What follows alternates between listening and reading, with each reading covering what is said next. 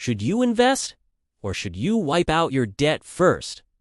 It sounds simple, but this one decision can change your financial future by tens, sometimes hundreds of thousands of dollars. Because you've probably heard two completely opposite rules. Rule number 1, pay off all your debt before you invest. Rule number 2, if you're not investing already, you're falling behind. Both sound confident, both sound smart, and both can be completely wrong depending on your situation.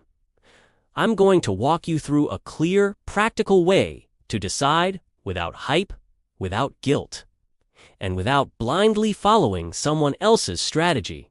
Let's start with why paying off debt first feels so logical. Debt has a cost. If you've got a credit card charging 22% interest, that's not just a number. That's money actively working against you. A $5,000 balance at 22% can cost you over $1,000 in interest in a single year if you carry it.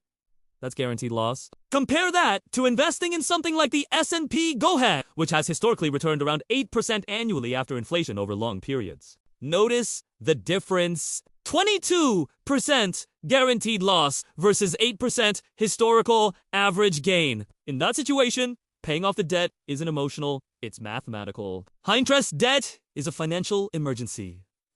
But what if your debt? ISNT, Niju, Ni%.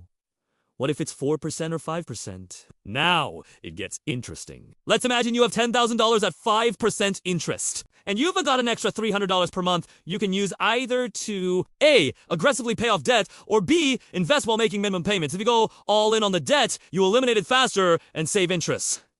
That's a guaranteed return of 5%. But if you invest that $300 monthly into a low-cost index fund averaging 8% long-term, you might come out ahead, especially over many years. The math difference.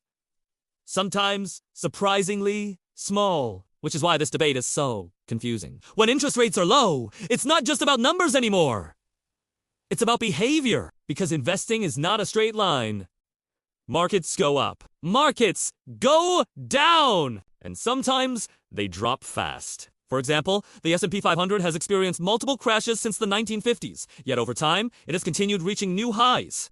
But here's the part nobody talks about. You only benefit from long-term growth if you panic during the drops.